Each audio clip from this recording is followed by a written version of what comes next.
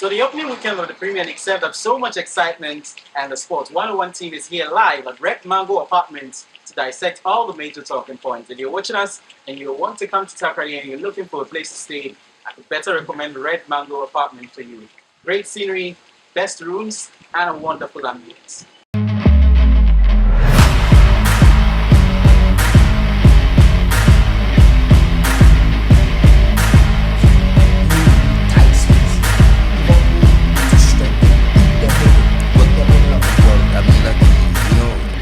Liverpool have often gotten close to City because they had a fantastic front trio across the ages.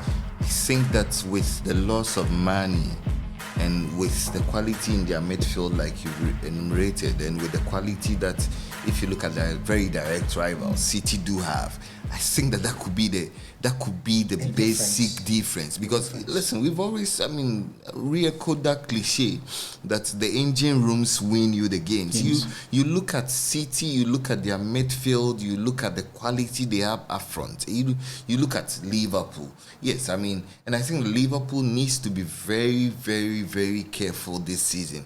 What we saw against Fulham, interestingly, the opening theme of the weekend has been about strikers. You understand? We saw Mitrovic, we've seen Haaland today, we saw Nunes, we've seen strikers. But what Liverpool need to really work on has to be their defense. Oftentimes, I've spoken about Alexander-Arnold. I think that the guy, yes, he's a fantastic player going forward. For that particular duel with Mitrovic. There's no fullback that will definitely win that duel with Mitrovic. The very best fullbacks in the world learn to have the right balance. But you see, you understand? For that goal, you do not blame him. You do not want to blame him because he was actually moving with a player around him. But the player lost him. He didn't know Mitrovic was behind him. That's the point. You need to have that sense of awareness. If you're a defender, maybe you could catch him some slack. It's the first day of the season, and you just have to. No, I think it's a growing habit that needs to be kept. I would rather have a Trent who is a solid guy, solid defender going forward than he is bad a defender. You can set up in a way that could make up for his flaws. So I think that, like I said, for Liverpool, they will be okay. It's just one of those blips. For Liverpool, they will be okay. Arsenal, we saw Arteta in his first game. I don't know what you make of the game. Well, especially how Arsenal played. I don't know how you saw Arsenal play. But were you not impressed by Saliba? Not just Saliba. No, I'm asking Saliba because Saliba.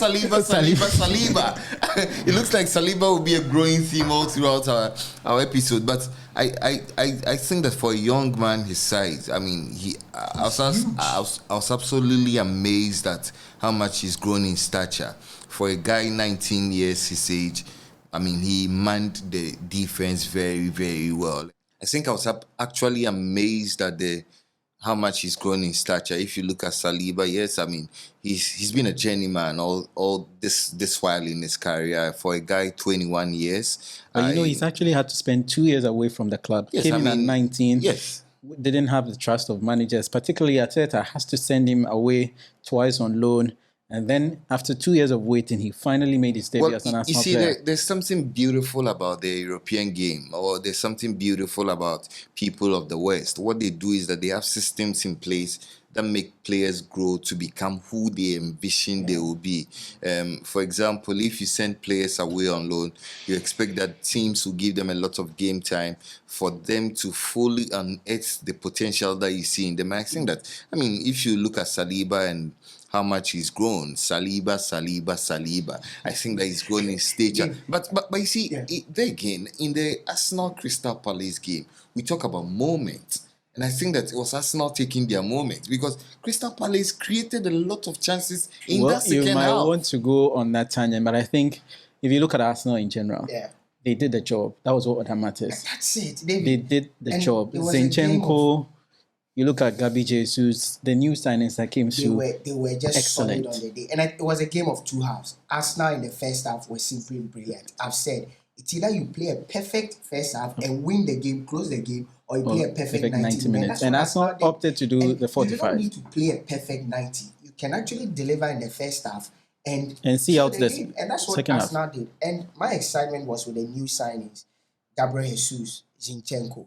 They've brought a certain level of aggression. You could see from the get-go, Arsenal were pressing, the aggressiveness with which they pressed. And let's give credit to Arteta, how he set the team up. When the team was in transition, their positional play was excellent. Excellent. When they were in transition, close to about 5 attackers in Martinelli, Gabriel Jesus, even Granit Xhaka had At to some push point was forward. joining the team's Exactly, attack. Bukayo Saka and all of that. I love what I'm seeing with this Arsenal team. I'm not saying that they are going to win the league, but I've said that the dark horses are Spurs, Arsenal. And speaking of Spurs, Antonio Conte laid down the marker I'm on the excited. first day.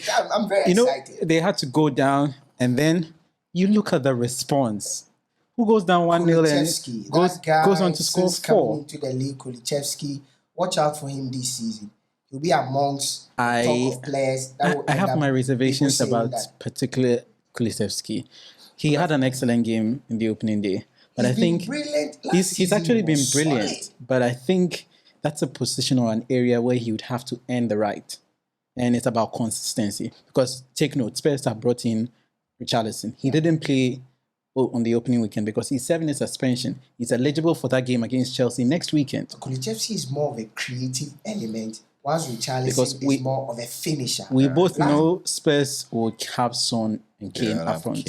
So there's that particular slot up front. Well, I mean, would you not be glad to find yourself in that position where you have all of this array of talents at your disposal? I mean, because it gives you another dimension. Because we talk about Kulusevski, we talk about Richarlison, we talk about the profiles of these players. You understand? I think that, like he has said, that somebody like Richarlison is more a finisher. Kulusevski is a creator. And I think that what it does is that it creates that level of competition you need in a winning team. For me, if the players are able to compete amongst themselves, who earns the right to be in that starting 11? I actually want to see that 11 for next week's team against Chelsea. Well, who would be your preference? Because Richarlison or Kulusevski? I think that I would still prefer Kulusevski because Kulusevski will give me more. He can create, he can score. We saw the goal he scored, on Saturday. He's a creator, and he knows how to find spaces. I'm wondering why Juventus decided to let him go. But the main man in that Spurs dressing room is Antonio Conte, not the players. His ability to get the best out of these players is his major strength. We've seen how he's transformed a lot of players. I'm hoping that a player like Richarlison will also be transformed under his tutelage. You spoke of Chelsea. And Chelsea actually disappointed me. I have to be honest. I'm trying to find an identity which... I told you that guy cannot give you 20 league goals. No, that I think we all agree. We agree. Chelsea really need to get number 9. The biggest highlight has got to be they were numb in attack. If not for that fortuitous penalty which they had, again, my point is, to see where that goal will come from. They don't necessarily need a number 9. They just need somebody who knows how to put the ball at the back of the net so much that Sterling didn't excel. They play to get the best out of that player. Playing to get the best out of a player is different from having to play the player because he plays at a particular position. Those two are very, very different. And I think that if you look at the entire Chelsea setup, in their midfield, who is that creative element there?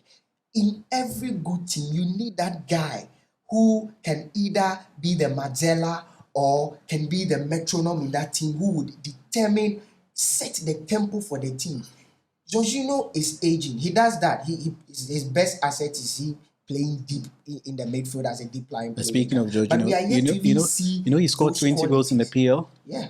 And guess what? 18 are penalties. That's why I do not necessarily want to talk about him. Penalty merchant, maybe. They missed Kovacic as well. His deep runs, his ability to run at defenders. But I think that this Chelsea team is a work in progress.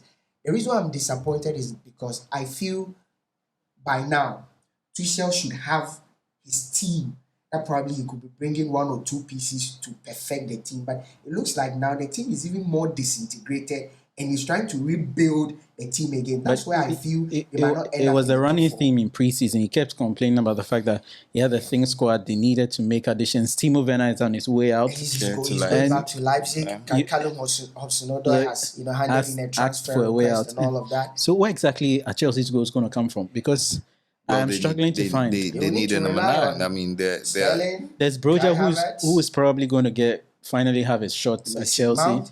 That's why I've said, why doesn't he try Mason Mount as a centre forward?